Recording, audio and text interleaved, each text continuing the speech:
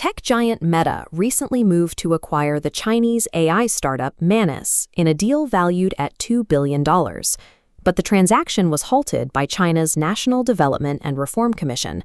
Following a security review, the agency issued a formal decision prohibiting the acquisition and requiring all parties to cancel the deal. Curious. Usually, a failed multi-billion-dollar merger is seen as a corporate disaster. Here, the developer community is actually celebrating the collapse. Many engineers argue that Manus is a flawed product with poor operational performance. This makes the intense geopolitical standoff over the company's future highly unusual. The fact that such a mediocre acquisition became a national security flashpoint suggests the rules governing the global tech economy are being rewritten. An AI wrapper sits on a thin top layer, possessing no proprietary foundational technology, simply repackaging existing models via an API. Valuing a company that relies entirely on someone else's model at $2 billion creates a massive price tag, but zero defensive moat. We've seen this logic fail before. When the US government blocked Adobe's $10 billion acquisition of Figma, Adobe ended up financially better off for having missed out on the deal. There is a specific irony here for Mark Zuckerberg. He has spent years attempting to court Chinese leadership to secure a foothold for Meta in the region.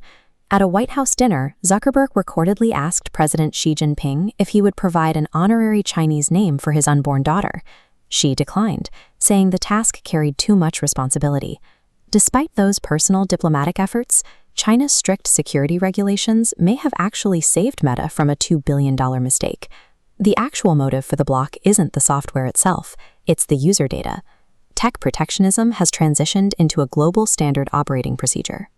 If a Chinese entity like DeepSeek tried to buy the American-based Hugging Face, US regulators would likely block the deal immediately on similar grounds.